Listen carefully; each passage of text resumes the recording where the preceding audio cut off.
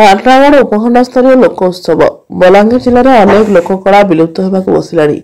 ବିଲୁପ୍ତ ଲୋକକଳାକୁ ବଞ୍ଚାଇ ରଖିବା ପାଇଁ ସରକାରୀ ସ୍ତରରେ ପ୍ରୟାସ ଜାରି ରହିଥିବା ବେଳେ ପାଟଣାଗଡ଼ ଉପଖଣ୍ଡ ପକ୍ଷରୁ କରାଯାଇଛି ଉପଖଣ୍ଡ ସ୍ତରୀୟ ଲୋକୋତ୍ସବ। ପାଟଣାଗଡ଼ ଗଙ୍ଗାଧର ମେହେର ପାର୍କରେ ଉପଖଣ୍ଡ ସ୍ତରୀୟ ଲୋକୋତ୍ସବ ଅନୁଷ୍ଠିତ ହୋଇଥିବା ବେଳେ ଲୋକୋତ୍ସବକୁ ଉଦ୍ଘାଟନ କରିଛନ୍ତି ବଲାଙ୍ଗୀର ଅତିରିକ୍ତ ଜିଲ୍ଲାପାଳ ପବିତ୍ର Behera.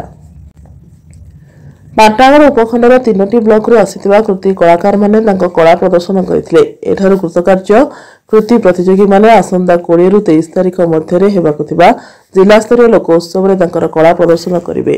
Bureau report Mircha news. आज आपणकर पाटनागढ़ लोक उत्सव उद्देश्य रे आपण समस्त मोर अभिनंदन। आज जहाँ हूँ आपणकर ये उपखंड स्तरीय लोक महोत्सव करा होचे जेनटा कि आपणकर 3टा ब्लॉक रु जेन लोक कला प्रतिभा सब जेन रही ताको बचाबार लगी गोटे प्रयास कराई।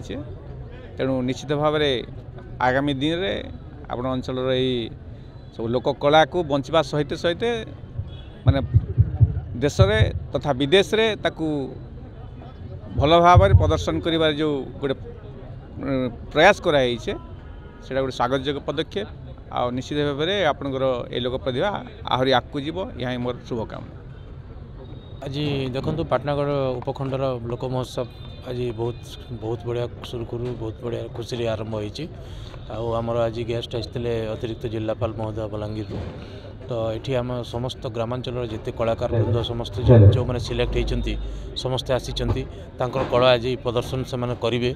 आई ग्रामांचल लोककला को आम जो प्रस्फुटित करने जो मंच आम तैयारी करूँ ये मंचटा सारा ओडिशा रे या प्रस्फुटित हो समस्त ना कमाओ आम कला संस्कृतिटा आहरी रुद्धिमंत हो एपाई मुझे उपखंडीय लोक महोत्सवटा को प्रस्तुत करिबारे जो सहभागिता आपण मैंने भी देइचंती लोक मैंने भी जो सहयोग करिचंती समस्त को धन्यवाद ज्ञापन करुच्ची।